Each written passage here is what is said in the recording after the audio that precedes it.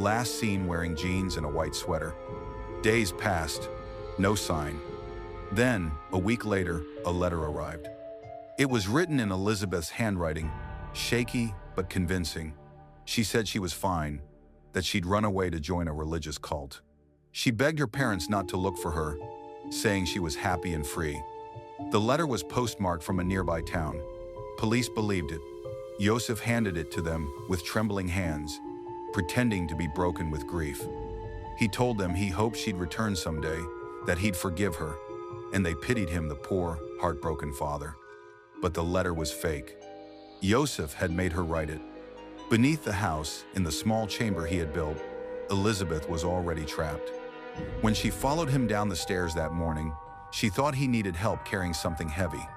She had no reason to fear him. He was her father. But when she reached the end of the narrow hallway, he swung a steel door shut behind her. The sound of that lock would echo in her mind for decades. The room was smaller than she'd imagined. Bare concrete walls, a single bed, a sink. The air was damp, heavy with the smell of fresh cement. There was no window, no way out. When she screamed, the walls swallowed her voice. Joseph told her it was temporary. Just a few days, he said. She had misbehaved, and he needed to teach her a lesson. She cried, begged, promised to be good. But days turned to weeks, and the door stayed closed. Rosemary, upstairs, cooked dinner as usual. She set 7 plates instead of 8. She cried sometimes, but Joseph would hold her hand and say softly, "She'll come back when she's ready." And somehow, she believed him. Below, Elisabeth learned the meaning of silence. Joseph came down almost every night. He brought food, blankets, sometimes books, and soon his visits became something darker.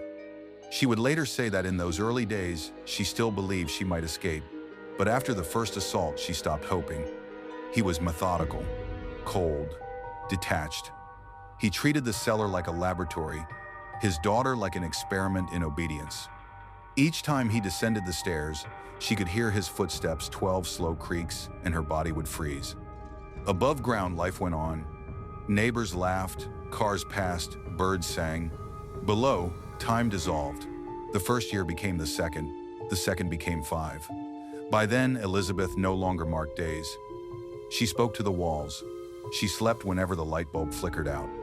She began to forget what rain sounded like.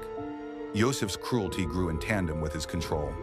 He installed extra locks, extended the room, added a small bathroom, not out of kindness, but necessity. He needed her alive,